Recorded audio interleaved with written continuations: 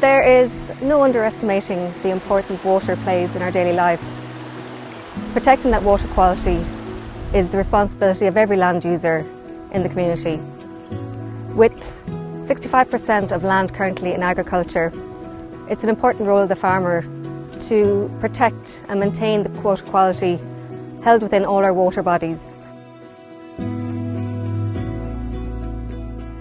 I think you'll be aware that Ireland isn't doing too well in regards to our water quality, and at the moment nationally our water quality is deteriorating in all our surface waters, and at present I think we're only achieving about a good standard in about 50% of our rivers and lakes.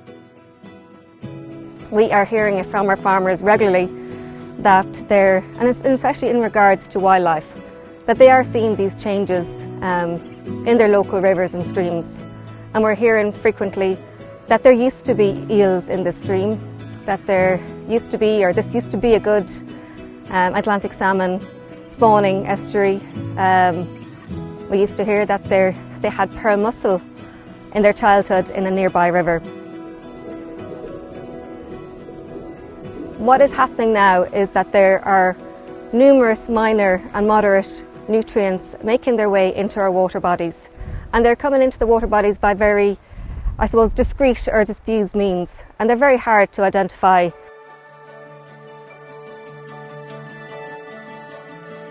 So with that in mind, one of the objectives of the Acres CP scheme is to help prevent pollutant sources from the land entering into water bodies. So when the surveyor goes out into the parcel to assess for any risk to the water quality in the area, they will be first of all looking for what we call is a source of pollutant, is there a pathway, how it will make its way into the water, and then is there a receptor. In agriculture, the main pollutant sources are excess nutrients. They come from a wide variety of sources, so like your organic sources of pollutants or nutrients will come from your silage bales, runoff, effluent, farm runoff, milk, animal feed, green waste. Your inorganic pollutants then are your artificial fertilisers, your pesticides and herbicides.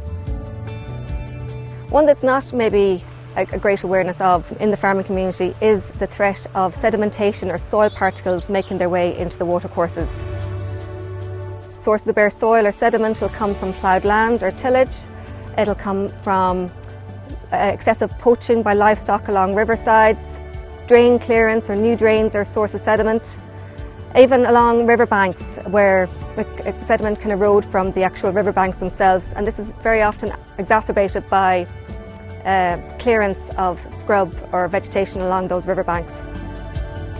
Next, after we've identified a source, the surveyor will be looking to see if there is a pathway, and pathways are quite obvious. They're the ditches, your drains, your streams, your rivers, but there are also those that are not so obvious. So you have the potential of nutrients getting into the groundwater, so below our feet, especially in well-drained soils, and then there is overland flow of nutrients. Once the pathway has been identified, the next we'll be looking at is the receptor, and the receptor is the water bodies that we're trying to protect. So they are our rivers, our streams, our turloughs, springs, estuarine waters and coastal waters. So what can the farmer do? Nutrients, sediment and other pollutants are all part and parcel of daily life on a farm.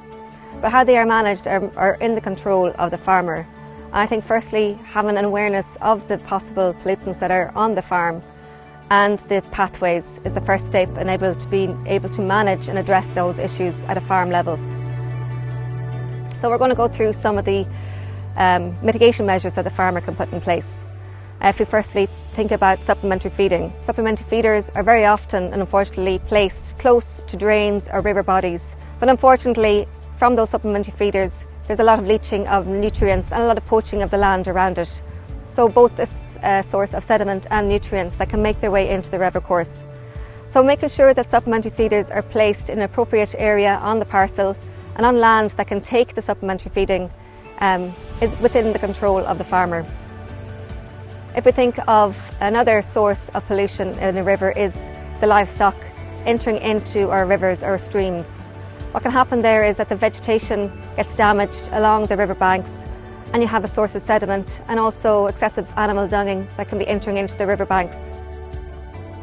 Here, in certain cases, what we would look to do if there is a damaged riverbank or stream bank is to put in some temporary fencing in those areas and allow the vegetation to recover and for the nutrient source to be eliminated. And then as well, to complement that, you might look at making another supply of water available to the animals. So water troughs with solar pumps could be an option there as an action. When it comes to drains, we often get asked whether we can clean our drains. And of course, if there is an issue with drains, it is in the control of the farmer, or up to them how they manage their drains. What we would say about drain management is that by leaving areas of the drain vegetated, it can really help to reduce the amount of sediment or nutrients that are going to make their way into that drain and ultimately into a water body. So by clearing the drain in sections and leaving areas vegetated and doing as little damage to the sides or vegetation on the edges of your banks, edge of the bank of the drain would be an important step. New drains are what we would see as a huge deduction on your card. New drains are a source of sediment and pollution for years to come. It takes a long time for them to revegetate, and the flow of water running through new drains speeds up the nutrients and sediment making their way into water bodies. Timber weirs is another very simple action that can be put in place to address issues with drains and the flow of sediment in these drains.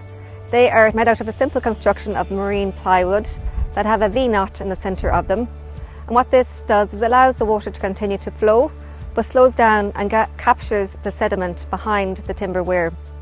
In time, this weir will revegetate up, and the flow of water continues to move through the drain and into the river, but it will have captured the sediment and slowed it down.